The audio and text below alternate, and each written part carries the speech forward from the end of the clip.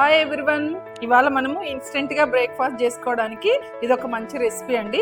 మనం ఏంటంటే ఈ గోధుమ రవ్వ తీసుకున్నాను 1 కప్పు, సేమ్ టైం మనం ఏంటంటే పెరుగు తీసుకున్నాను.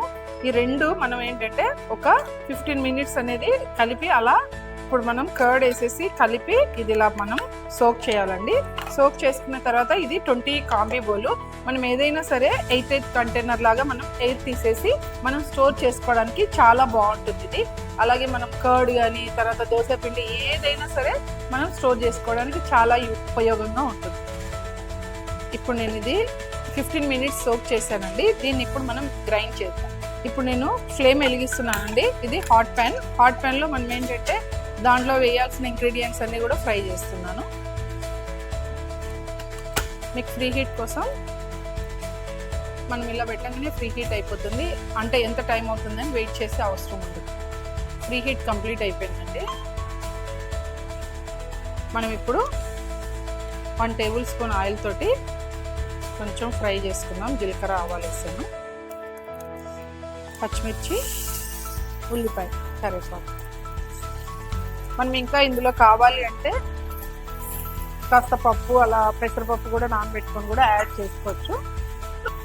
ఇది కాస్త ఫ్రై అవ్వగానే మనము ఇందాక మిక్సీ చేసుకున్న పిండిలో వేసేసుకోవాలి.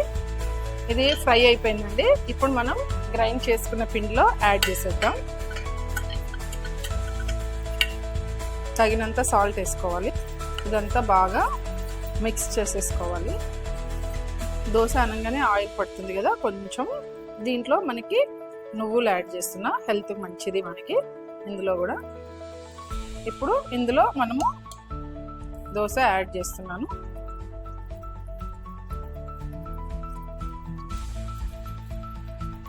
ఇలా దోశలాగా చేసేసుకోవాలండి. హాట్ ప్యాన్లో చాలా ఈజీగా చాలా బాగా వస్తుంది.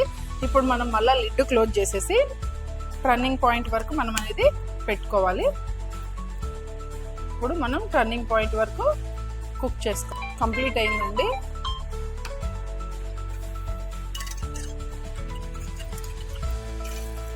చాలా బాగా రోస్ట్ అయిందండి. మనకి ఇంత కలర్ వస్తే చాలు. ఇప్పుడు చక్కగా రోస్ట్ అయిపోయిందండి. ఇది మనం ఇలా తీసుకొని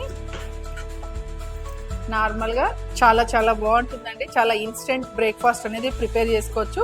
మనం ఎప్పుడైనా హడావిడిగా ఉన్నప్పుడు కూడా ఇందులో మంచి ఒక చట్నీ ఉందనుకోండి, చాలా బాగుంటుంది. నేను కాస్త టేస్ట్ చేస్తున్నాను. సూపర్, చాలా బాగుంది. మీరు కూడా ప్రిపేర్ చేసి ఇలాంటి మోర్ వీడియోస్ కావాలంటే నన్ను కాంటాక్ట్ చేయండి. Thank you very much.